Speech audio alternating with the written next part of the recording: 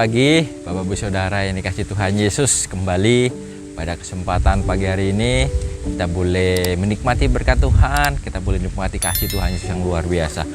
Kalau pagi hari ini saya ada di lokasi persawahan. Nah, hari ini saya terberkati dengan suatu, boleh dibilang ini suatu perikop yang ada di Alkitab, di Lukas 13. Di Lukas 13 ayat 6 sampai yang ke-9. Kalau di situ perikopnya perumpamaan tentang pohon ara yang tidak berbuah. Nah, saya bacakan ya Bapak Ibu Saudara. Lukas 13 ayat 6 sampai yang ke-9. Lalu Yesus mengatakan perumpamaan ini. Seorang mempunyai pohon ara yang tumbuh di kebun anggurnya, dan ia datang untuk mencari buah pada pohon itu, tetapi ia tidak menemukannya. Lalu ia berkata kepada pengurus kebun anggur itu, "Sudah 3 tahun aku datang mencari buah pada pohon ara ini, dan aku tidak menemukannya. Tebanglah pohon ini. Untuk apa ia hidup di tanah ini dengan percuma?" Jawab orang itu, "Tuan, biarkanlah dia tumbuh tahun ini lagi. Aku akan mencangkul tanah sekelilingnya dan memberi pupuk kepadanya. Mungkin tahun depan ia berbuah, jika tidak, tebanglah dia."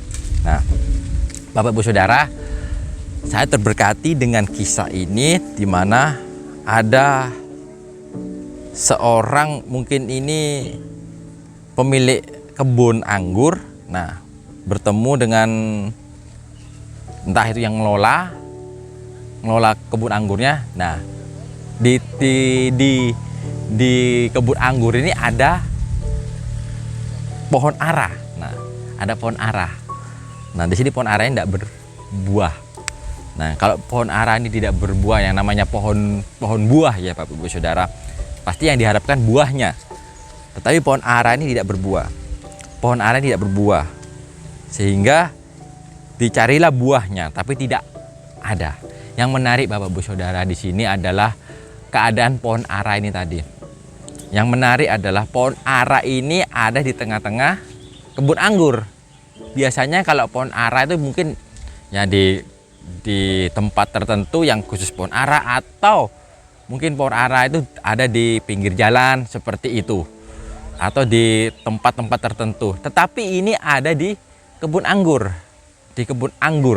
Nah, Tuhan Yesus, ya mungkin Bapak Ibu Saudara mungkin pernah dengar atau pernah dengar cerita tentang perumpamaan pohon ara. Mungkin pohon ara ini digambarkan bangsa Israel pada saat itu. Tetapi yang menarik di sini, yang saya dapat, yang saya ingin bagikan Bapak Ibu Saudara dari pohon ara ini adalah bagaimana pohon ara ini hidup.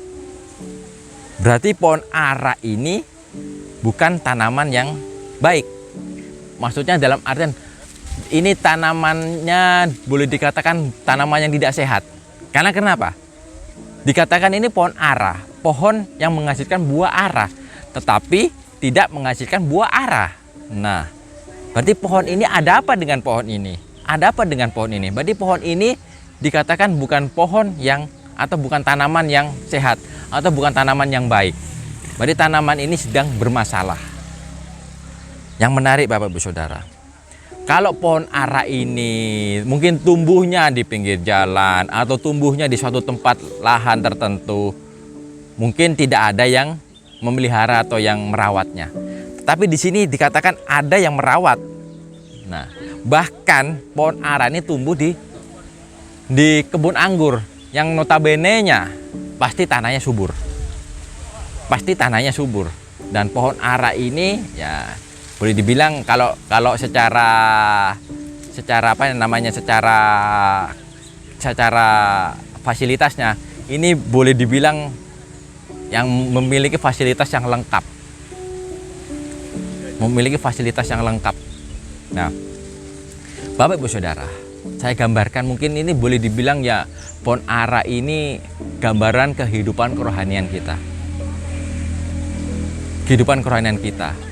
Hidup kita sudah sesuai dengan firman Tuhan. Oke. Mungkin hidup kita dalam tanda kutip kita melakukan firman Tuhan. Hidup kita sering mendengarkan firman Tuhan. Hidup kita sering baca Alkitab. Hidup kita sering kita menyembah. Hidup kita sering melakukan semuanya kegiatan-kegiatan yang dalam tanda kutip rohani. tetapi buah yang dihasilkan tidak ada. Nah, seperti halnya pohon ara tadi. Pohon ara ada di tengah-tengah, mungkin entah itu ada di lingkungan yang tanahnya subur. Tanahnya subur ya, tanahnya subur. Tanahnya subur berarti dia akan mendapat fasilitas yang bagus. Ya, kalau tanahnya di suatu perkebunan yang namanya tanaman kebun anggur, pasti kan ada pemeliharaan di situ. Entah diairi, entah dikasih pupuk, entah di perawatannya yang bagus. Dan saya yakin dan percaya pohon ara pun mendapat perlakuan yang sama. Tetapi apa yang dihasilkan? Apa yang terjadi di sini? Kenapa pohon ara tidak berbuah? Itu yang menjadi pertanyaan Bapak Ibu Saudara. Bisa dikatakan gambaran kita, mungkin hidup kerohanian kita yang sering melakukan kegiatan sesuatu hal yang mungkin sifatnya rohani, tetapi tidak ada buah yang dihasilkan. Kembali Bapak Ibu Saudara, ini menjadi teguran buat kita. Menjadi teguran buat saya, buat Bapak Ibu Saudara pagi hari ini. Sudahkah kita menghasilkan buah? Menghasilkan buah yang boleh memuliakan nama Tuhan. Seperti halnya pohon ara ini. Memang ya, entah, saya tidak tahu perlakuannya bagaimana pohon ara ini. Kalau kita boleh melihat, kalau perlakuan suatu tanaman, kalau dia harus mungkin rantingnya harus dipotong, mungkin ada hama-hama harus diberikan perlakuan untuk pencegahan hama ataupun tanaman-tanaman liar yang berusaha mengganggu pertumbuhan. Ya, saya yakin percaya mesti ada perlakuan di sini. Karena kenapa? Posisinya pohon ara ini ada di kebun anggur. Tetapi bagaimana sikap dari, mungkin bukan bagaimana sikap ya, bagaimana keadaan pohon ara ini? Berarti pohon ara ini tidak sehat, Bapak Ibu Saudara. Mungkin kerohanian kita tidak sehat, Bapak Ibu Saudara. Mungkin kerohanian kita tidak sehat, yang membuat pohon ara, yang membuat hidup kita tidak bisa menghasilkan buah. Jangan kita melihat mungkin pohon ara ini daunnya ranting, daunnya lebat. Itu hanya tampaknya saja, Bapak Ibu Saudara. Tuhan ingin buahnya. Tuhan ingin buahnya. Karena pohon ara ini menghasilkan buah, jadi harus menghasilkan buah ara. Dan mungkin itu kegiatan-kegiatan yang nampak di luar sifatnya hanya di permukaan, tetapi dari dalamnya tidak muncul.